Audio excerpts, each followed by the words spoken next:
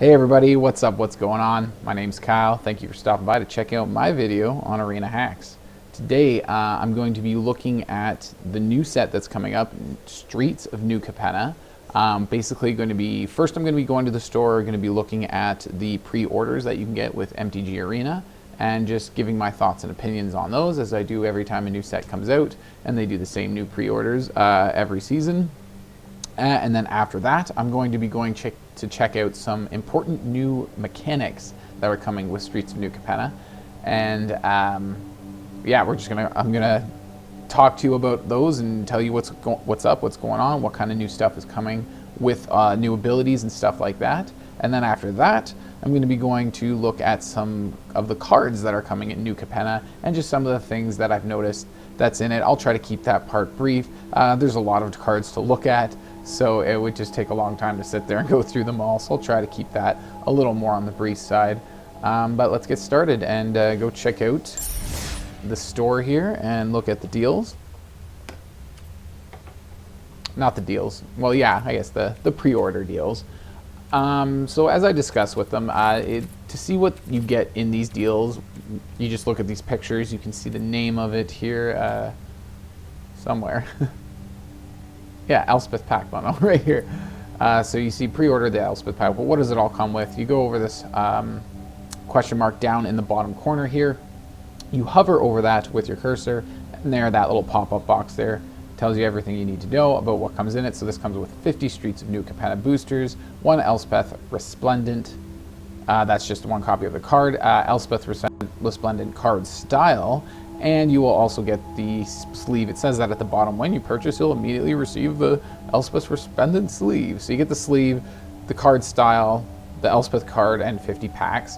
For that price, it's probably worth the 50 packs. So you're getting like one card for free and a couple cosmetics. So it's not like you're getting a super huge deal of extra value. And I figure the same for the draft pack here. I don't usually get that one because I'm just not as into drafting, so it doesn't have as much value to me. Although there is still that mastery pass that it comes with, so that does have some value there. And if you are into drafting, it's definitely, it has a similar value. It's like you get the card extra. You're paying for pretty much what you're getting. You're getting the card and a couple cosmetics for kind of like free. So that's basically the value that you get here with this as well. So I always get the pack bundle because that's what, as most of you already know, that's what I like to go for, is packs more, get wild cards, all that stuff. Just open a whole bunch, just get a big start to the collection, get it going when a set's new and comes out. So yeah, that's basically my thoughts on the pre-orders. Gonna keep this section relatively brief this time. Again, it's just the same basic thing every season. I just like to share what my opinions are what my opinions are on them or of them, and that's basically it. So I'm going to go ahead and get this one here, and then we'll go on to the next thing, which is all the new mechanics, and this part's important, that's coming up in this new set. Okay, so here we are. The Streets of New Capenna mechanics. So we got Connive here is the first one on this list that we're going to be looking at, and so you've got these families or something. What are they called? What are they, like mobsters or gangsters or something like that? And you've got all these different families, and Obscura is one of them, and a lot of these mechanics match certain families or something like that. It explains it all up here in the top little bit. If you come to this website to check it out, there'll be a link down in the description for this video. But moving on to the Connive ability. Connive is really neat. I'm just going to summarize what it says here. I'm not going to just read for it. Like I said, come to the website and you can read it all if you want. I'm just summarizing what I got when I read this. And Connive is a neat little ability. And when you trigger Connive, so how does this one works when the Ledger Shredder here works whenever a player casts their second spell each turn, Ledger Shredder connives. So and what the connive ability is, every time a creature that has it or is conniving, each connive you are sacrificing, I believe, or no, you're drawing and discarding a card, right? And if you're discarding a card that is a non-land card, then you get to put a +1/+1 counter on the creature that has the connive ability. So you're kind of going through your deck. You're not really getting card advantage with connive, but you are going through your deck. You're maybe getting rid of a spell or something that's kind of dead or is useless and is not doing you any good. and you're just going through your deck a little faster to try to find all those things that you need and that you want, and maybe even get the possibility of a +1/+1 counter here if you are discarding a non-land card. So that's pretty cool way to grow your creatures as well, and yeah, kind of dig through your deck a little bit. So that's the Connive ability. And then we've got Casualty with Maestros, however you pronounce that, Maestros. So Casualty 1, a little chat has Casualty 1. So that's basically, as you cast, and it actually says right there on the card, as you cast a spell, you may sacrifice a creature with power 1 or greater. When you do, copy the spell. So that's basically how the Casualty ability or mechanic works, is you're copying the spell that has the casualty when you sacrifice a creature that has power equal to the casualty number. So some other cards do have other casualty numbers, and as it says, it explains down here, if it has casualty 2 or 3, you can't sacrifice 2 1/1s or 2 creatures with power of 1 to get your total of casualty 2 or to get casualty of 3. You have to sacrifice 1 creature that has power equal or greater to, or greater than what the casualty number is. So if it's casualty 3, it has to be a creature with power 3 or greater that you're sacrificing in order to copy the spell that you're casting. Otherwise, that's basically it. You sacrifice a creature with power equal to the casualty number and you get to do the spell twice. So in this case, we're looking at the top 2 cards of our library. We're putting one of them into our hand and the other on the bottom of the library. So that's pretty good. Card advantage, 2 mana, 2 cards off the top. You're looking at 2 cards through your library and you're putting one in your hand, the other goes to the bottom. So you are still going through those 2 cards. You're like going that much further through your library, which is really advantageous, as well as getting that card draw with it. And if you copy it by just sacrificing pretty damn near any creature, because it's casualty 1, so you got your eye twitches, your shambling gas, all that fun stuff. So you can sacrifice that. Now you're going through top 4 cards of your library, drawing 2 of them. That's pretty powerful for 2 mana and sacking a creature, so that's pretty cool there. I like that card. And that's the Casualty ability, Blitz. Blitz is a crazy one. The creature that has Blitz, you pay this alternate cost. It comes in with haste. So in this case here, your Blitz cost is just 2 mana. Some creatures I've seen looking through the cards have Blitz, like mana and then something else, discard a card or whatever from your hand, something along those lines. I can't remember exactly what they are, but this guy here, Jaxus the Troublemaker, is just Blitz for 2 mana, and it just enters the battlefield with haste, and you have to sacrifice it at the end of your turn, but it also has an ability that when it dies, you get to draw a card. So you're still getting to draw that card eventually, unless it gets exiled or bounced back to your hand. That's basically what Blitz is. Yep, so you're just, you're getting a hasty, in this case, we're reducing the cost. It may not always necessarily be that for Blitz. I'm pretty sure I did see some Blitz cards when I was looking through them that had a higher mana cost than what their actual converted mana cost was. But you do have to sacrifice it at the end of turn. So those creatures usually had something that you kind of wanted them to stay on the battlefield and stuff like that. So it's kind of interesting. But yeah, that's Blitz. It gives it haste and then replaces the card in your hand because you have to sacrifice it as well. Adds all that stuff. It adds the sacrificing thing, the haste, and the drawing a card thing. But yeah, it just gets your damage out there faster. And in this case, we're doing 2 damage, and we're just getting out there faster and doing what we need to do. Alliance, moving on. We're going to Alliance, the next one for Cabaretti. Alliance, oh yes, Alliance. That just triggers whenever another creature enters the battlefield, whatever the creature's Alliance ability is. So in the case of the Devilish Valet, you double his power until end of turn, whenever a creature enters the battlefield. So here it shows this weird Chrome Cat because it goes on to explain if you're playing a creature that has an ETB ability already, like the Chrome Cat does, it's just going to get mixed in with all of the triggers that are your Alliance. So if you have a couple Alliance creatures, or a couple creatures or permanents with Alliance, and then you play a creature like Chrome Cat, its ability, its ETB ability is just going to be among all the mix in the stack of the other Alliance abilities that just triggered. So, and then you'll just get to do whatever the creature says its Alliance ability or permanent. I'm pretty sure there's enchantments and stuff like that that have Alliance as well. So lots of fun stuff there. Shield counters is another one. This one's for the brokers. So shield counters, how does that work? If I remember, oh right, yes, it's damage, and I think like destroy effects or something like that. Shield counters your creatures occasion other type, harder for your opponents to remove. Okay, so what does it says here? If it would be dealt damage or destroyed. Okay, that's kind of what I thought, yeah. So any destroy effects, like a spell that destroys it, or an ability that destroys it, or damage, any lethal damage that's dealt to it, instead, or actually any damage. If any of these would happen while it has a shield counter, you remove a shield counter and prevent the effect of whatever, prevent the damage or prevent the destroy effect. And that's basically what a shield counter does. That's it. It's a nifty little form of protection, sort of. So you remove it instead of your creature taking damage or being destroyed, if that's the case. And lots of cool stuff like that. So yeah, it's just going on about shield counters. Hideaway, this one doesn't go with any particular family or gang or whatever they are exactly.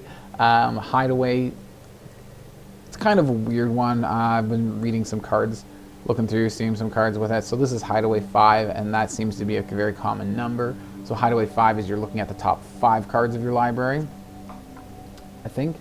Look at the top 5 cards of your library, and yeah, exile one of them face down. Yeah, so you exile the top 5 cards in this case. If it's Hideaway 4, you would be looking at the top 4 cards instead.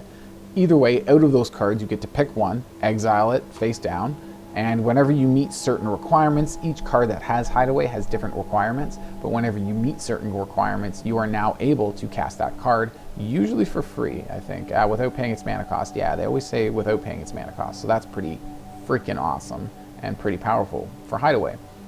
And that's all. You're just, yeah, looking through some cards off the top. Where do they go? Bottom of your library in random order, you know. And that's Hideaway. Pretty cool.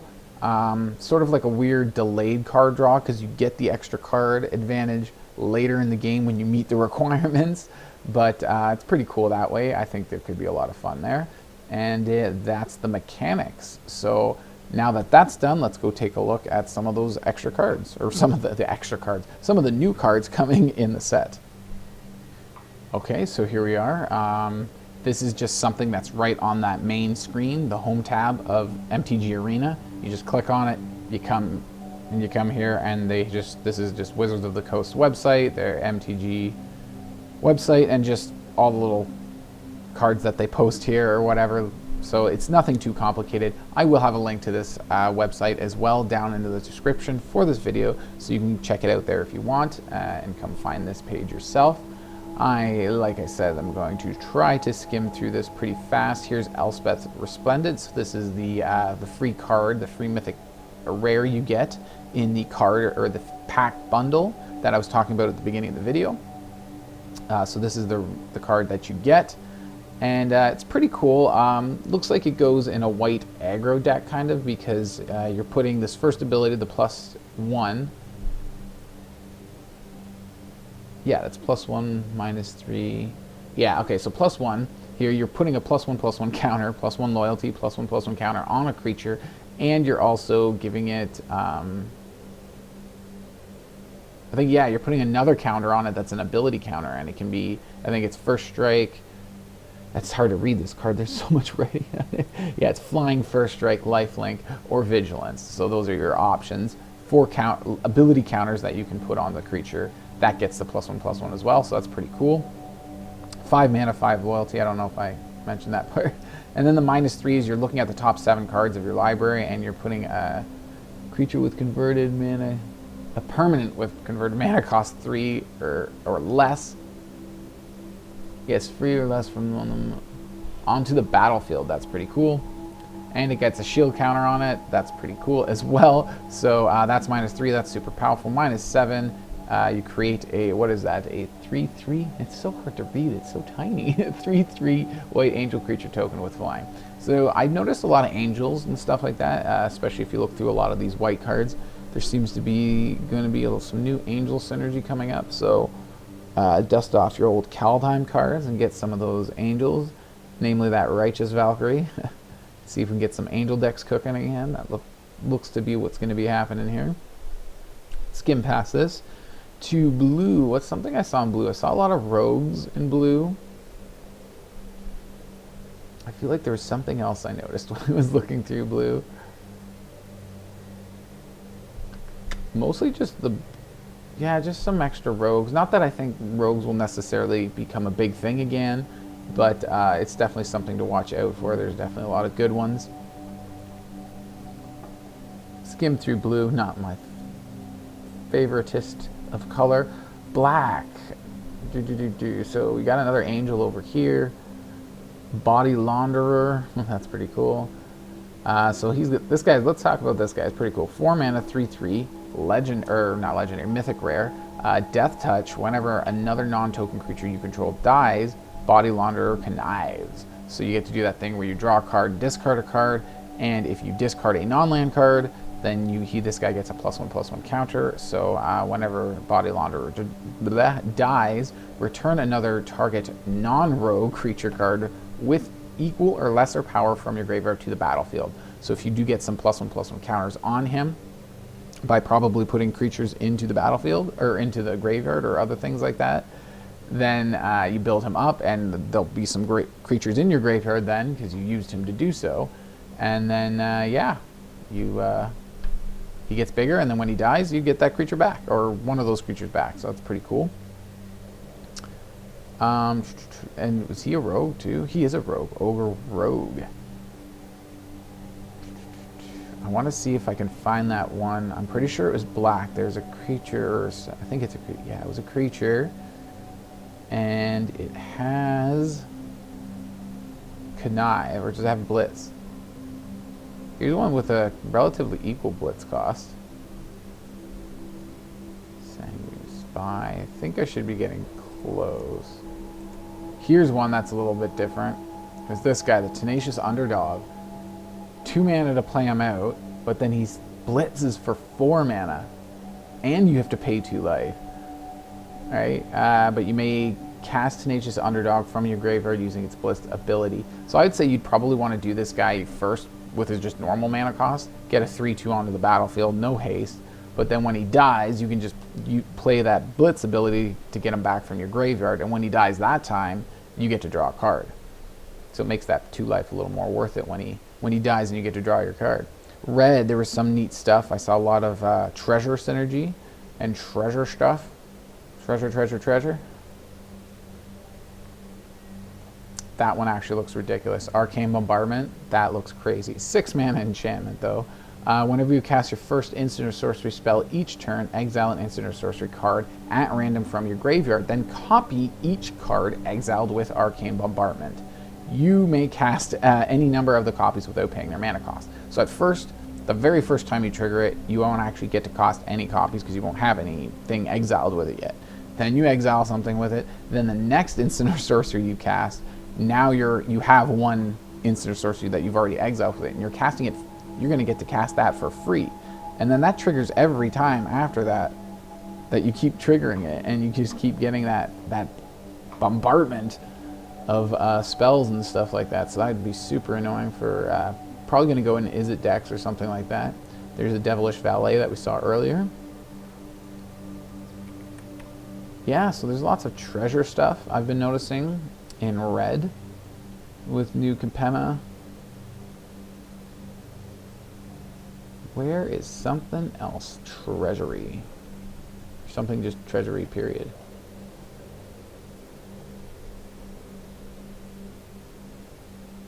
I feel like there was something. Oh, I know this one, yeah. Professional Facebreaker. Love the name of that creature. Professional Facebreaker. 3 mana, 2/3. Human warrior with menace. Whenever one or more creatures you control deal combat damage to a player, create a treasure token. Sacrifice a treasure. Just sacrifice a treasure. I was going to say token, but it didn't. Anyways, sacrifice a treasure. Exile the top card of your library. You may play that card this turn. So you're getting a card advantage from it. You're getting lots of treasure tokens. It's like a weird gold span ability for all your creatures. Oh no, it's only one or more. It has to deal damage too. So it's funny, if you do have Goldspan Dragon with this, you attack with Goldspan. Goldspan will create a treasure. Then when Goldspan deals damage, it'll trigger Professional Facebreaker, and another treasure will be created. And because of Goldspan, they'll each be creating 2 mana. So that's pretty crazy. But anyways, that's also cool to get that extra card advantage, exiling cards off your graveyard. and getting to do that stuff, and getting to cast them and everything like that. Green, there's some neat green stuff. Some green stompy and powerful stuff. Lands you control have create a treasure token. There's some more treasure stuff here. That's very interesting. Some interesting new vehicles in the set too. Not like a lot of vehicles super amount, but there's some cool ones, some new ones. Fight rigging. I think that one is one that stood out to me when I was looking at it. 3 mana enchantment, hideaway 5. At the beginning of combat on your turn, you put a +1/+1 counter on target creature you control. Then if you control a creature with power 7 or greater, you may play the exiled card without paying its mana cost. Pretty freaking cool. That's how you get that card and how you get to play it later.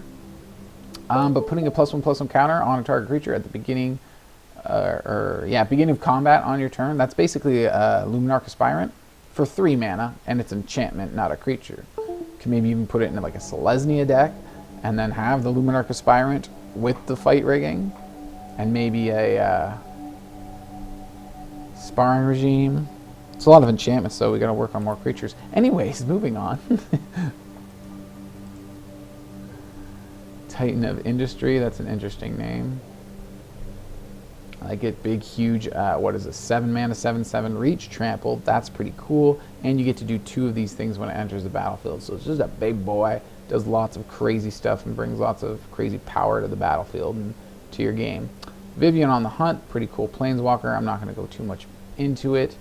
And then we got some of the multicolored stuff down here. Broker's Ascendancy. Some of these things seem pretty broken if you can get them on the battlefield and keep them on the battlefield for a while. All these cards with Ascendancy in it, like Broker's Ascendancy, and they're after the families or whatever names.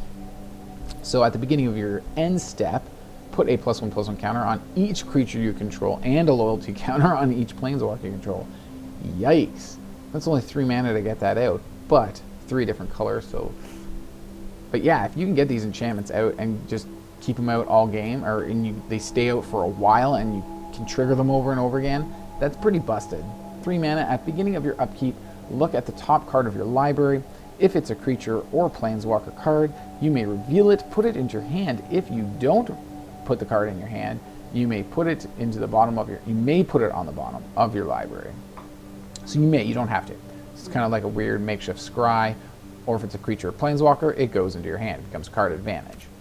So yeah, that would also be very powerful if you get that out relatively early and your opponent can't get rid of it right away. And obviously the longer it stays out, the better it is, the better for you it is, but yeah, very powerful stuff there. Anyways, I think I'm going to wrap it up, and I'm going to let you all come over here and check this out. Like I said, the link will be down in the description for the video, so go check that out if you do want to come check this out on your own. I think I will close it off there and wrap it up for a video today. Remember to hit the subscribe if you haven't and you've been watching my stuff.